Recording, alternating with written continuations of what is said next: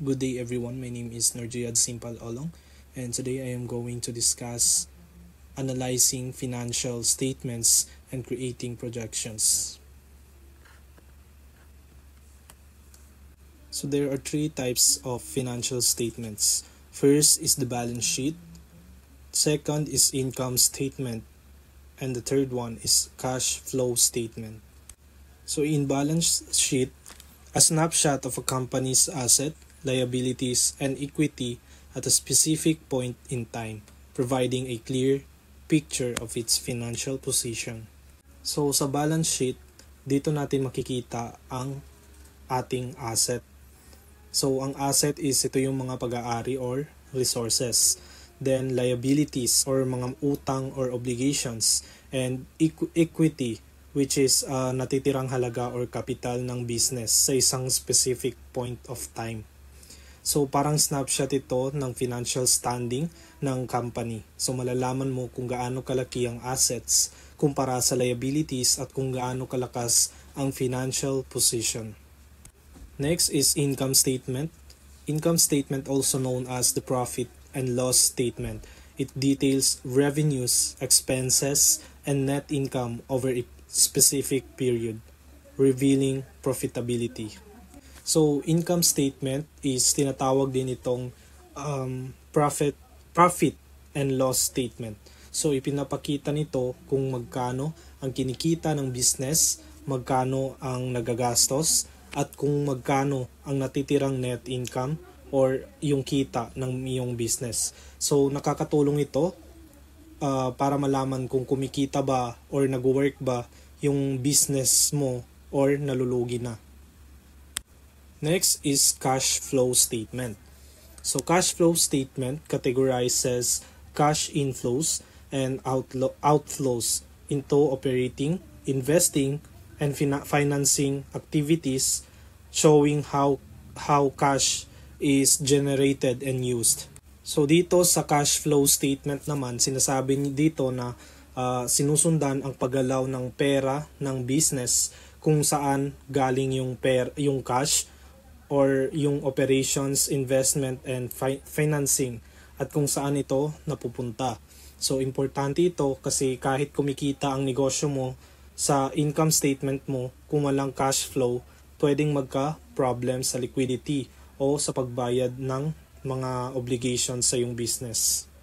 Next slide is financial statement analysis techniques. So we have three: the horizontal analysis, vertical analysis, and ratio analysis. So horizontal analysis compares financial data across multiple periods of identify growth, trends, or declines, highlighting the performance changes over time. So dito sa horizontal analysis, kinukumpara-kumpara nila or pinag-compare ang financial data sa iba't ibang periods. Let's say year to year or quarter to quarter. Para dito natin makita ang trends at ang growth. So halimbawa, tinitingnan natin kung tumaas ba yung sales, bumaba ba ang gastos, or lumaki ba ang net income kumpara sa nakaraang taon or nakaraang month. Next is vertical analysis. Expresses each items as a percentage of a base amount, useful for comparing companies of different sizes or industry benchmarks. So dito naman sa vertical analysis, ginagawang percentage yung bawat item sa financial statement para madali nilang i-compare kahit magkaiba yung laki ng companies.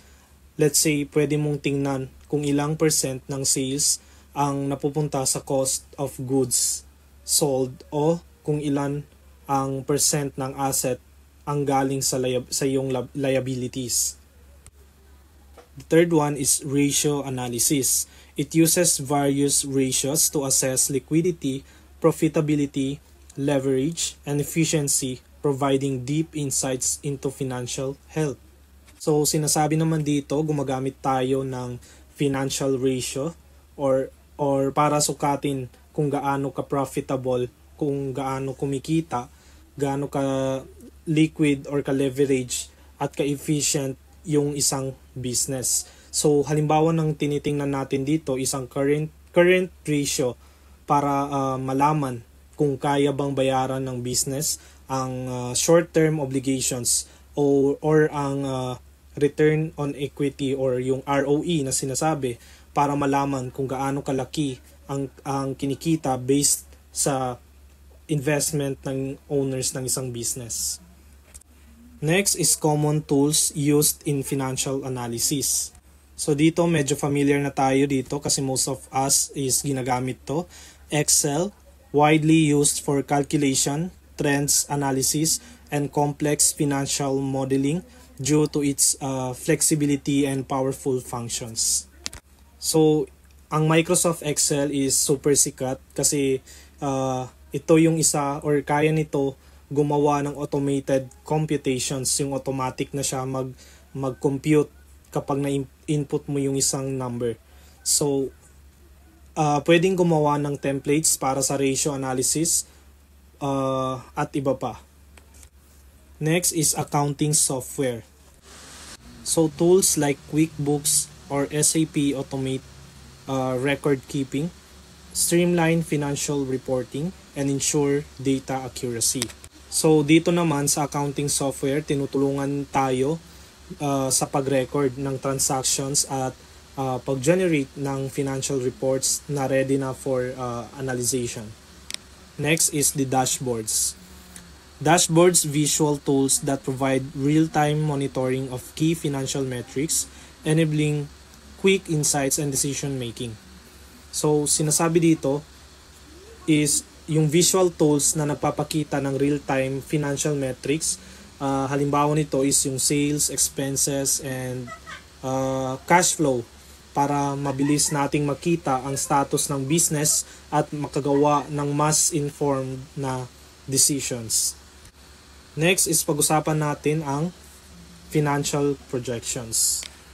So creating financial projection is an estimate of future income, expenses, and financial positions based on assumptions and historical data.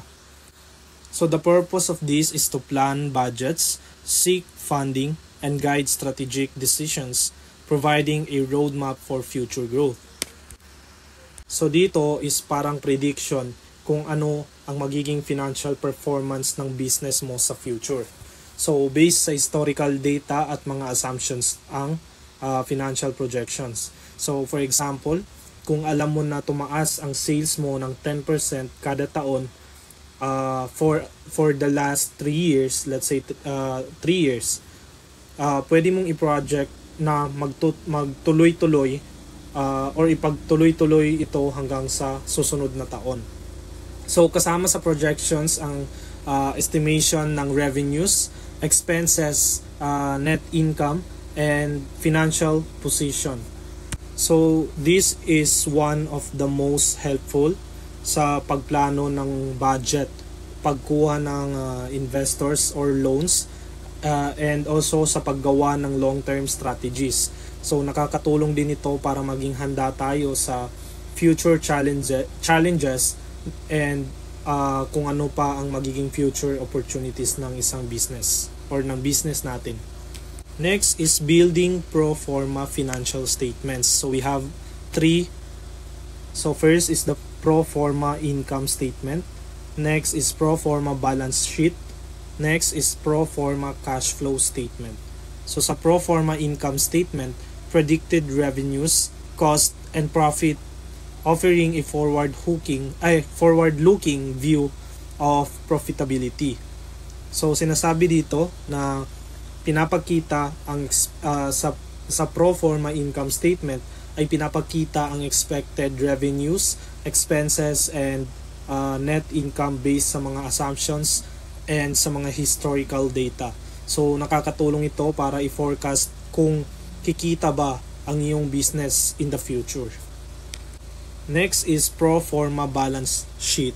So estimated future assets, liabilities, and equity, projecting the company's future financial position. So dito naman is nakakatulong ito para malaman kung stable ba ang financial standing ng business mo sa future. So ipinapakita dito ang inaasahang value ng assets, ng liabilities at ng equity. Next is techniques for forecasting. So we have three. First is the time series forecasting. So it uses historical patterns and trends to predict future outcomes, assuming past performance indicates future results. So sa time series forecasting, gumagamit ng historical trends. Halimbawa nito is yung yearly sales tulad ng nabanggit ko kanina. So para ma-predict ng ang future performance ng business mo, kung consistent ba ito and yung growth trend, so pwede itong gamitin to estimate future sales or expenses. Next one sa baba niya is regression analysis. So it is a statistical method that identifies relationship between variables to make predictions useful for understanding dependencies. So sinasabi naman dito, ang isang statistical method na tinitingnan ang relationship ng iba't ibang variables. Halimbawa nito is yung sales at marketing spend. So para makita kung paano nakakaapekto ang isa sa kabila at gamitin ito sa forecasting. Sa pinakababa naman is scenario planning. So it analyzes different future scenarios to prepare for uncertainty, allowing for flexible strategic responses. So sa scenario planning naman, gumagawa ng iba't ibang scenarios sa isang business. Halimbawa nito is ang best case, worst case, at most likely. So para prepared sa iba't ibang possibilities na mangyayari at para makagawa ng flexible strategies. Kaya mahalaga ang scenario planning.